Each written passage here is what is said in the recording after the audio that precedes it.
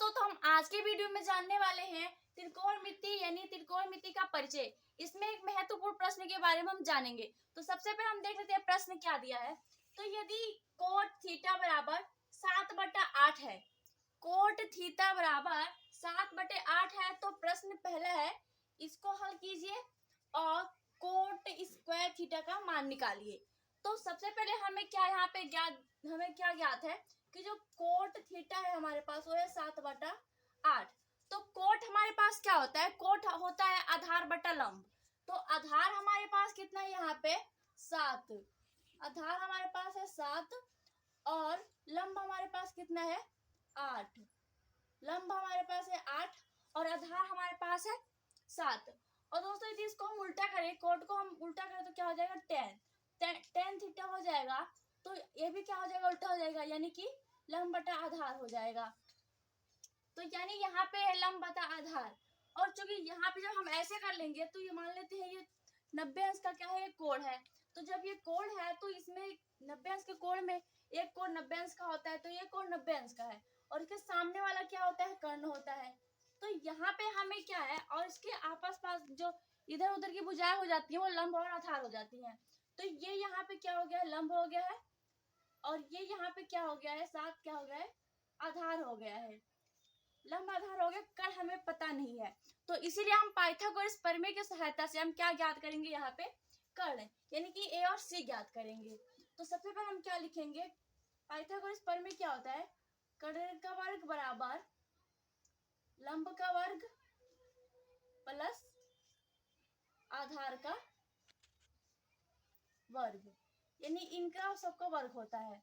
तो सबसे पहले हमें कर्ण पता नहीं है, कर्ण क्या है? एसी का स्क्वायर लिख लेंगे प्लस लंब हमारे पास कितना है? यहाँ पे लंब है 8, तो 8 का वर्ग प्लस आधार हमारे पास है 7 का वर्ग।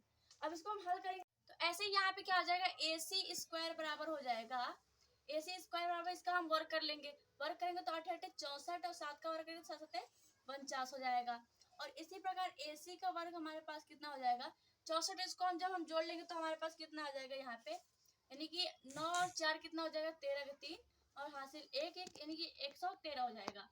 और एसी यहाँ पे वर्ग है, वर्ग को इधर हम ले जाएंगे तो क्या हो जाएगा? 113 का क्या हो जाएगा? वर्ग। यानी कि यहाँ पे जो एसी का मान हमें क्या पता चल गया है? एसी का मान हो गया रूट अंडर रूट यानी कि 113। अब यहाँ से हम क्या करेंगे? साइन कोट टेन जितने सारे होते हैं कोशक से इन सबका मान लिख ले। तो यहाँ पे हमें कर्ण प्राप्त हो गया है। तो इसके वजह से हम क्या निकाल दिए? कर्ण प्राप्त हो गया है तो यहाँ पे हम क्या निकाल दिए? साइन निकाल दिए, कोसेक निकाल दिए, कोस निकाल दिए, सेक निकाल दिए और कोट मुझे टेन तो पहले से ही पता था। तो इस प्रकार से अब हम क्या करेंगे? साइन का हमें मान पता चल गया है तो इसीलिए हम साइन के स्थान पे हम क्या लिख देंगे? 8/√113। तो इसको रख के चलिए अभी हम इसको पहला वाला जो क्वेश्चन है इसको हम सॉल्व करते हैं। तो यहाँ पे हम क्या करें? साइन के स्थान पे साइन का यूज कर दिया है, यानी कि ये सवाल है इसको मैंने क्या कर दिया है? साइन के स्थान पे साइन और कोस के स्थान पे कोस रख दिया है। अब यहाँ पे हम क्या करते हैं? जब इसको हम सॉल्व करेंगे तो क्या हो जाएगा? सॉल्व करेंगे तो बटे हम पहले लगा लेते हैं और इसको हम जब क्या करेंगे? लासा ले लेंगे तो क्या हो जाएगा? लासा लेंगे तो क्या हो जाएगा? रूट में 113 हो जाएगा। अब ये भिन्न बन गया तो भिन्न के तरह से जब हम सॉल्व करेंगे तो लासा हमारा 100 अंडर रूट में 113 आ गया है। और इसको हम जब इसको हम भाग देंगे तो क्या हो जाएगा? बटा के नीचे हम इसको 13 लिख दिए 113 और जब इसको भाग करके गुणा करेंगे तो कितना हो जाएगा? Under root 113। और ऐसे ही हम प्लस लगा देंगे, इससे हम भाग देंगे तो क्या हो जाएगा? 1 और 1 की जब हम गुणा कराएंगे 8 से तो हमारे पास कितना आएगा? यानी कि 8 ही आएगा, ये 8 ही आएगा। और ऐसे यहाँ पर भी हम क्या करा लेंगे? लासा ले लेंगे, एलसीएम का ले लेंगे तो अंडर रूट में क्या आ जाएगा? 113 हो जाएगा। और यहाँ पर भी जब हम 113 को हम 1 से भाग देंगे तो वही उत्तर आएगा। वही उत्तर जब हम गुणा कराएंगे तो क्या हो जाएगा? 113 माइनस, और जब इससे करेंगे तो पूरा कैंसिल हो जाएगा, 1 बचेगा, 1 से गुणा कराएंगे 8 में तो 8 ही हो जाएगा। ऐसे जब हम नीचे इसके करेंगे तो क्या होगा? नीचे भी इसके हम यहाँ पे क्या करेंगे? अब ये हो गया नीचे ये वाला, तो इसको भी हम क्या करेंगे? एलसीएम ले लेंगे तो बटे के नीचे कितना आ जाएगा? 113 और जब इसको हम भाग करेंगे तो क्या हो जाएगा? यहाँ पे यानी 113 और प्लस यहाँ पे हो जाएगा प्लस 7। और ऐसे ही यहाँ पे क्या हो जाएगा? यहाँ पर भी क्या हो जाएगा? यहाँ पर भी जब हम हल करेंगे तो क्या हो जाएगा? लासा हमारे पास क्या आ जाएगा?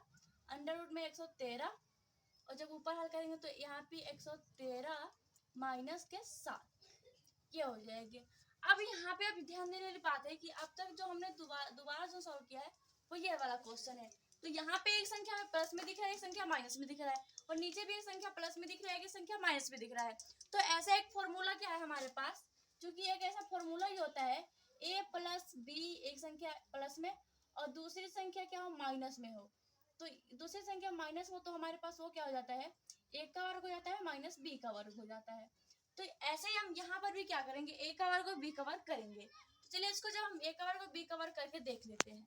तो जब हम इस फॉर्मूले का यूज करेंगे तो हमारे पास जो a वाली जो संख्या है उसको हम वर्ग कर देंगे, और जो b वाली है उसको भी हम वर्ग कर देंगे। तो ये हमारे पास यहाँ पे क्या है, ये संख्या जो दोनों में वो है क्या है, अंडर रूट में 113, और b है हमारे पास वो है 8। तो इसीलिए हम पहले जो है अंडर रूट 13 वाली को वर्ग कर दिया है, पहली संख्या होगी, और 8 का वर्ग की दूसरी संख्या हो गई। इनका वर्ग, और नीचे भी हम ऐसे ही कर दिए हैं, नीचे भी हम क्या कर दिए, a का वर्ग और b का वर्ग। तो ऐसे ही करके नीचे भी हमारे पास क्या हो जाएगा, ये आ गया है। तो जब हम इसको हल करें हैं तो इसको इससे हम इसको कैंसिल कर दिए क्योंकि बट्टा में था दोनों, और इसको हम जब क्या करेंगे, जब 113 जो अंडर रूट में है तो इसको जब हम वर्ग करेंगे तो वर्ग हट जाएगा। तो जब वर्ग हट गया तो हमारे पास कितना आ गया यहाँ पे, यानी कि जब वर्ग हटा दिया तो हमारे पास 113 आ गया है, और इसका जब हम वर्ग किए हैं तो 8 का वर्ग किया तो 64 आ गया है। और ऐसे ही यहाँ पर भी क्या किए हैं, यहाँ पर जैसे अब यहाँ पर भी क्या किए हैं, 113 का जब हम 113 जो अंडर रूट में है इसका वर्ग किया तो यहाँ पर भी वर्ग हट गया है, और यहाँ पर भी 7 हो गया है। तो जब हम इसको हम घटाए हैं तो क्या हो जाएगा, 49/64 आ गया है। यानी कि जो ये पहला क्वेश्चन था इसका आंसर कितना आ जाएगा, 49/64। तो चलिए सेकेंड वाला करके देखते हैं, यानी कि कोट जो कोट स्क्वायर है इसका मान क्या होगा। तो जैसे कोट का वैसे भी तो दे रखा है 7/8, लेकिन हमें क्या करना है, इसका वर्ग, कोट थीटा का वर्ग है तो हमें इसका भी क्या करना पड़ेगा, वर्ग करना पड़ेगा। तो चलिए हम सेकेंड वाला करके देखते हैं। तो यहीं पे कोट स्क्वायर हम कर देंगे। तो यहाँ पे कोट हमारे पास कितना है, यानी कि कोट स्क्वायर थीटा हमारे पास कितना होगा। तो सबसे पहले जब कोट क्या है, कोट थीटा हमारे पास इतना है, तो हम कोट का जब वर्ग कर दिए हैं तो इसीलिए हम सामने का भी वर्ग कर देंगे, तो हमें क्या पता चल जाएगा, कोट स्क्वायर थीटा का मान। तो इसीलिए 7/8 है कोट। तो इसका जब हम वर्ग हटा भी हटा हम वर्ग हटा देते हैं, जब इधर का भी वर्ग है तो इसीलिए हमें क्या, जब इतना दिया तो इसका भी हमें वर्ग करना पड़ेगा। तो जब हम इसका वर्ग करेंगे तो हमारे पास कितना आ जाएगा, इसको भी हटा देते हैं तो हमारे पास कितना आ जाएगा, 7 × 7 का वर्ग और 8 × 8, इनका 7 का वर्ग 8 का वर्ग हो गया। तो जब हम गुणा कराएंगे तो कितना, 7×7 = 49 हो जाएगा, और 8×8 कितना हो जाएगा, 64 हो जाएगा।